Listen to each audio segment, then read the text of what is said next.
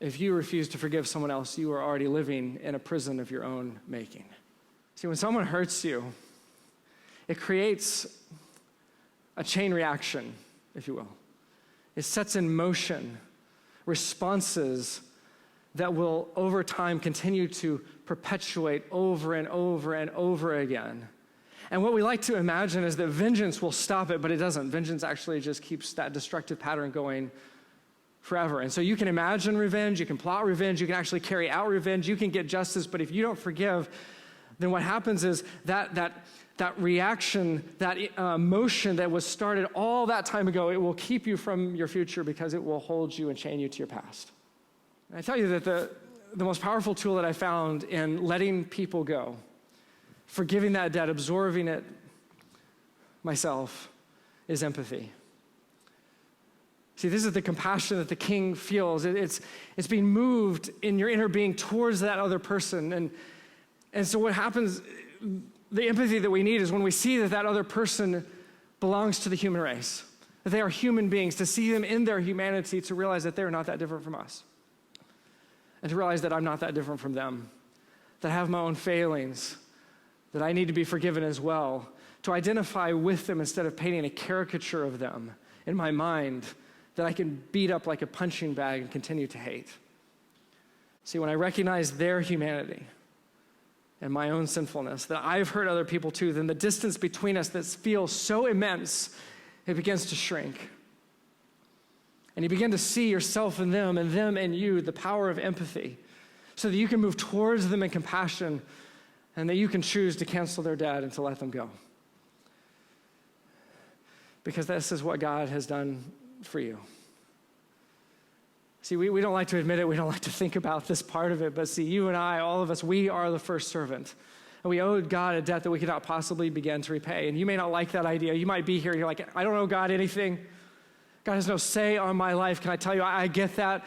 But your heart tells a different story. Because what I know about you is that there is something inside of you that you can't escape that is telling you you are not who you were created to be.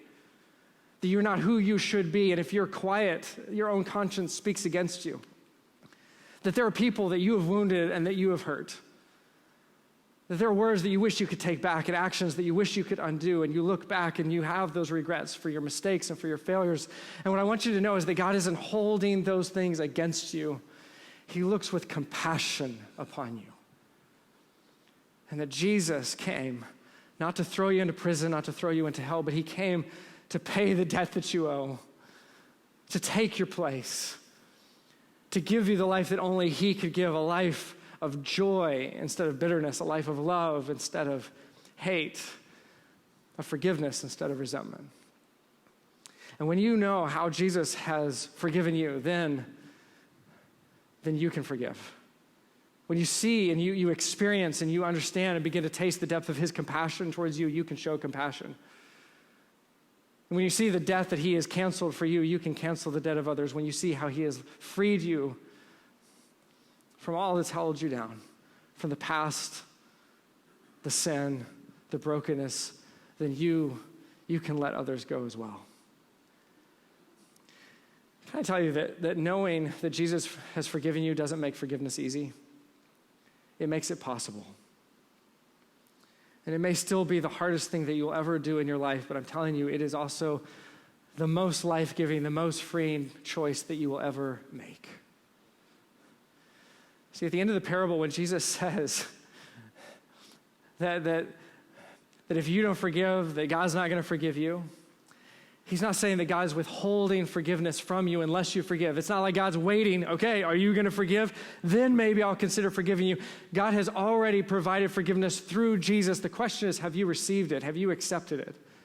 See, the servant, he took the king's forgiveness, but he took it for granted. He didn't really receive it. It didn't change his heart. See, when you understand the depth of the forgiveness that you've received, if you understand the debt that has been paid on your behalf, when you know that kind of forgiveness, it changes your heart. It changes you. And see, what Jesus is saying is if you know that kind of forgiveness, if you've truly experienced it, if you've truly received the forgiveness that God has for you, then how could you not be willing to forgive others as you've been forgiven? This is where healing begins. It's when you know that Jesus paid all of your debt. He paid the full penalty for your sins, and that when you give your life to Jesus, he sets you on a new trajectory towards an entirely new future and a new life, the life that you were created for.